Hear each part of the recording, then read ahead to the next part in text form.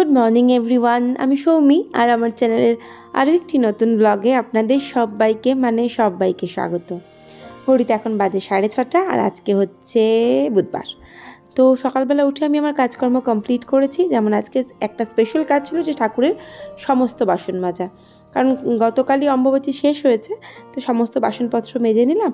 আর এরপরে আমি একবার ছাদে গিয়ে সব উপর দিয়ে দিয়েছিলাম। তো বাস সেগুলো এখন ছাদেই থাকবে, মা পরে পুজো দিয়ে নেবে। আর এদিকে দেখছি বেশ ভালো রোদ উঠেছে, আর আমার একটা খুব সুন্দর জবা ফুল হয়েছে ছাদে। আর এই যে এই ফুলটা, যেটা হচ্ছে প্লুমেরিয়া বা নাকচম্পা, এই ফুলগুলো না আমার ভীষণ ভালো লাগে। এত সুন্দর সাদা ধবধবে হয় যে কী বলবো। তো ছাদ থেকে নেমে পড়লাম। আর আজকে বাবুর স্কুল আছে, সেজন্য আমাকে আজকে একদম প্রথমেই আমার হুটোপাটা করে কাজ লেগে যায় যে ও ব্রেকফাস্টে ওর টিফিনের জন্য কী রেডি করে দেবো।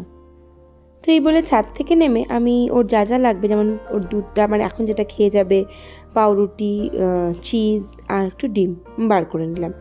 আর এদিকে আমি ইন্ডাকশানটা রেডি করছি দুধটাকে গরম করব বলে। তো ইন্ডাকশানটা তো আমি অলওয়েজ এখানেই রাখি, কারণ আমার রান্নাঘর তো খুব একটা বড় নয়, ছোটো কোজি রান্নাঘর।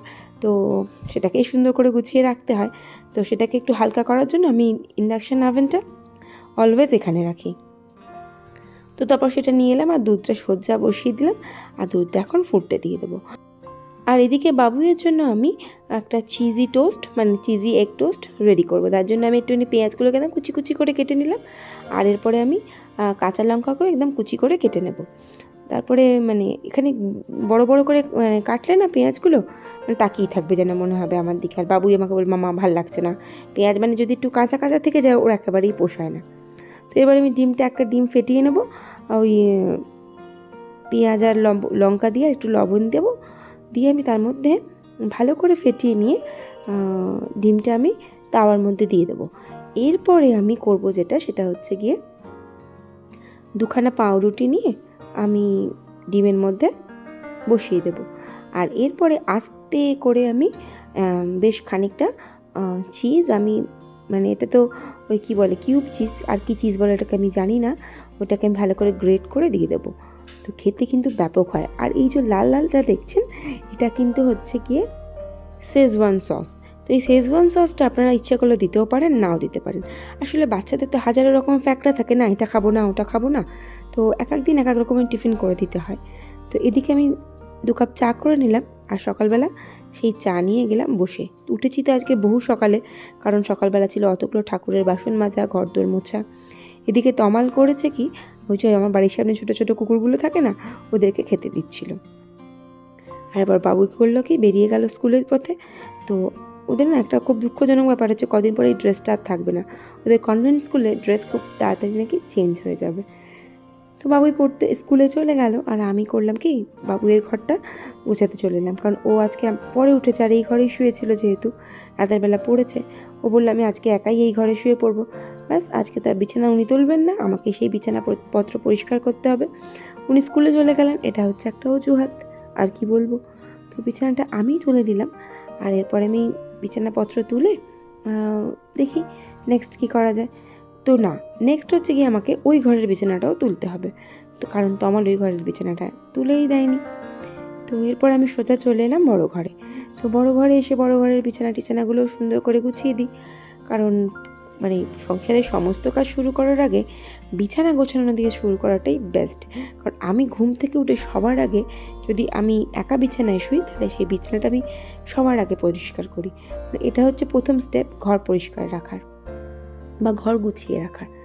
তো এরপরে আমি ওই ঘরের বিছানাটা গুছিয়ে দিলাম, আর এই বিছানাটাও সুন্দর করে টান টান করে গুছিয়ে নিলাম। কারণ বিছানা টান টান না হলে আমার কিন্তু মাথা গরম হয়ে যায়। এর দিকে ওচা খোঁচা আমার বিছানা একেবারে পছন্দ নয়। সুন্দর করে বিছানাটা গুছিয়ে দিলাম। আর বাইরে রোদও উঠেছে মারাত্মক। ছেলেটা স্কুলে গেছে, আজকে ও একাই স্কুল থেকে চলে আসবে। আর এই যে কিছু বালিশ থাকে, যে বালিশগুলো আমি বক্সের ভেতরে ঢুকিয়ে দিই। তো সেই বালিশ এক্সট্রা যে বালিশগুলো ইউজ করা হয় রাতের বেলা, মশারি বা চাদর যা থাকে, এক্সেস জিনিসগুলো সব যা থাকে জিনিসপত্র সবই ওই বক্সের ভেতরে তুলে দেওয়া হয়। তো এরপরে ড্রেসিং টেবিলটাও একটুখানি গুছিয়ে নিলাম। ঝাড়া মোছার সেরম কিছু নেই, ভালোই পরিষ্কার আছে, সেগুলো গুছিয়ে নিলাম। আর সকালবেলা বাবুয়ের জামা কাপড় তো স্কুলের তমাল ইস্ত্রি করে দেয়, তো সেই আয়রনটা ইস্ত্রিটা আমি গুছিয়ে যেখানে রাখার সেখানেই রেখে দিলাম। তো এরপরে আছে কি, এরপরে কাজ বলতে রান্না। তো দেখা যাক কী কী রান্না করা যায়। ফ্রিজে সেরকম কিছু আনাজ নেই, তো সেই জন্য আজকে দেখি কি রান্না করব। তো যা ভাবা তাই কাজ। আর ওই তখন সকালবেলা চা বা ব্রেকফাস্ট করা যা যা হয়েছিল সেগুলো সবই ডাইনিং টেবিলে পড়েছিল, আর বেশ কিছু বাসনও পড়েছিল। সেই বাসনপত্রগুলো মেজে নেওয়াটাও জরুরি। তো বাসনগুলো মেজে নিই। আর দুধের বাটিতে যে দুধটুকু আছে সেই দুধটুকু আমি এবেলায় ছানা করে নেব। আর এটা আমি প্রত্যেক দিনই বলি, কারণ এবেলা যদি আমি ছানা না করি শিওর আমি ওই বেলা ভুলে যাব ছানা করতে, আর তমাল আমাকে কিচিরমিচির করবে রাতের বেলা। তো এদিকে আমি ব্রেকফাস্ট, মানে সকালে ব্রেকফাস্ট বলাটা আমার ভুল হলো, তখন ব্রেকফাস্ট হয়নি, তখন সবার শুধু চা খাওয়া হয়েছিল। আর আজকে ব্রেকফাস্টে আমরা না মুড়ি আলু সিদ্ধ খাবো, সেজন্য আলু সিদ্ধটা বসিয়ে দিলাম আর ছানার পাউডার দিয়ে ছানাটাও কেটে নিলাম।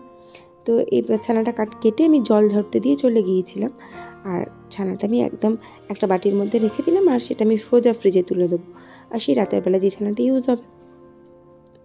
তো এরপর আমি বসিয়ে দেবো রান্না।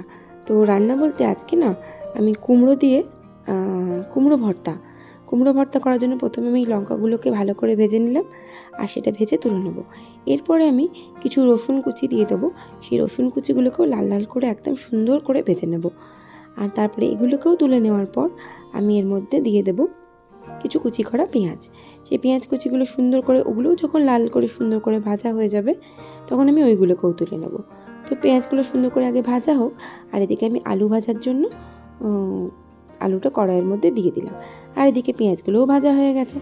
তো পেঁয়াজগুলো আমি তুলে নিলাম, আর নিয়ে এই তেলের মধ্যেই আমি কুমড়োগুলো দিয়ে দেবো। কুমড়োগুলো দিয়ে একটুখানি লবণ, একটুখানি সামান্য হলুদ দিয়ে ঢাকা দিয়ে রেখে দেবো, আর আস্তে আস্তে হালকা ভাজা হয়ে গেলে সেগুলোকে আমি তুলে নেব। নিয়ে একসঙ্গে চটকে মেখে নিলেই কিন্তু কুমড়ো ভর্তা রেডি।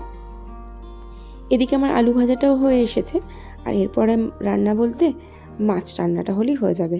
আর আজকে আমি ভেবেছি মাছটা করবো সর্ষে বাটা দিয়ে। তো এদিকে আমার আলু ভাজাটাও প্রায় হয়েই গেল। আলু ভাজা আমি অলওয়েজ হাই ফ্লেমে ভাজি, নাহলে কিন্তু আমি আলু ভাজতেই পারি না, কি একটা বিভীষিকা কাণ্ড করে ফেলি। তো আলু ভাজার মধ্যে একটু লবণ, একটু হলুদ দিয়ে দিলাম, আর এদিকে আমি কুমড়োটাও তুলে ফেললাম। তো এবার আমার ওদিকে দুটো রান্না কমপ্লিট, আর এদিকে আমার মাছটা করলেই কিন্তু মোটামুটি হয়ে যাবে। আর ফ্রিজে আছে মুগের ডাল। তো বাস, এদিকে মাছটাও আমি বসিয়ে দিলাম, মাছটা সুন্দর করে ভেজে তুলে নিই। আর মাছটা না মনে হচ্ছিল আরেকটু ভাজলে ভালো হতো, কিন্তু পরে মনে হলো ঠিক আছে, অসুবিধা হবে না। তো মাছটা একটু ভেজে নিয়ে আমি তুলে নিলাম, আর এই তেলের মধ্যেই আমি দিয়ে দেবো একটুখানি কালো জিরে। আর কালো জিরে দেওয়ার সাথে সাথেই না একদম তেল তো ডাইরেক্ট, তেলের মধ্যে যদি আমি লঙ্কা হলুদটা দিই আমার মনে হয় জ্বলে যাবে, সেই জন্য সামান্য একটু জল দিয়ে নিলাম। আর এরপর আমি দেবো এর মধ্যে লঙ্কা আর হলুদ। তো এক এক করে রান্নাগুলো সব কমপ্লিট হয়েই গেল, মাছটা হয়ে যাবে। আর এদিকে বাবু এখনো স্কুল থেকে ফেরেনি, মানে ও আজকাল তাড়াতাড়ি ফিরে যাচ্ছে, কারণ 11:30টার মধ্যেও 11:30 থেকে 11:45টার মধ্যে বাড়ি চলে আসছে। তো বাবু আস্তে আস্তে টোটাল রান্নাটাই মোটামুটি কমপ্লিট হয়ে যাবে। এদিকে মাছের মধ্যেও আমি জল দিয়ে দিলাম, আর মাছটাও তুলে দিয়েছি। এর মধ্যে দিতে হবে একটুখানি, মাছটা যে আরেকটু ফুটে যাবে ভালো করে, তো মানে ফুটে যখন জলটা কমে যাবে তখন আমি সর্ষে বাটাটা দিয়ে দেবো, কারণ সবাই বলে নাকি সর্ষে বাটা দিয়ে বেশি ফোটাতে নেই। আমার দিদিমা বলতেন তিতো হয়ে যায় সর্ষে বাটা দিয়ে, যদি মানে রান্না যে কোনো রান্নায় যদি খুব বেশি ফোটানো হয় নাকি সেই রান্নাটা তেতো হয়ে যায়।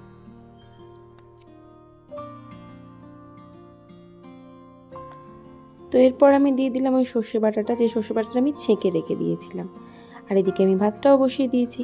আর কাঁচা লঙ্কা যখনই আমি দিই, যখন কাটতে ইচ্ছা করে না তখন ওই কাঁচি দিয়ে ক্যাচ করে কেটে দিয়ে দিই। আর নামানোর সময় অবশ্যই একটুখানি সর্ষে তেল কাঁচাই দিয়ে দিলাম। আর এদিকে ভাতটাও আমার হয়ে গেছে, তো ভাতটা উপর দিয়ে দেবো। আর যা যা বাসন মেজেছি সেই সব বাসনগুলো সমস্তই আমি অলরেডি মুছে গুছিয়ে ফেলেছি, কারণ বেশি দেরি করলে ঘর গোছাতেও দেরি হয়ে যাবে। তো এখন ঘড়িতে মোটামুটি ওই 12টা মতন বাজে। তো আমার রান্নাবান্না সব কমপ্লিট, যদিও বা খিদে এখনও পাইনি, কারণ খেয়েছি তো অনেকটা বেলাতেই। তো এবারে গ্যাস ট্যাসগুলো মুছে নেবো, তো রান্নাঘরে তাহলে টোটাল পরিষ্কার হয়ে যাবে। আর ফ্যান মানে উপর দিতে দিতে বাবুইও এসে গিয়েছিল স্কুল থেকে, তো স্নান টান করে নেওয়ার পরে আমরা সবাই একসাথেই খেতে বসতে এখনও ঢের দেরি। তো বলতে বলতেই আমার খিদে পেয়ে গিয়েছিল একটু পরেই, তো ভাতটাও আমি নিয়ে নিলাম। আর আমার জন্য আমি সেদ্ধ ডাল আর একটু আলু সিদ্ধ একটু পেঁপে সিদ্ধ দিয়েছিলাম। তো এটা দিয়ে আমি বসে গেলাম খেতে, আর ব্লগটা এখানেই শেষ করলাম। ভালো লাগলে প্লিজ পাশে থেকে যাবেন, আর ভিডিওটা দেখার জন্য থ্যাংক ইউ সো মাচ।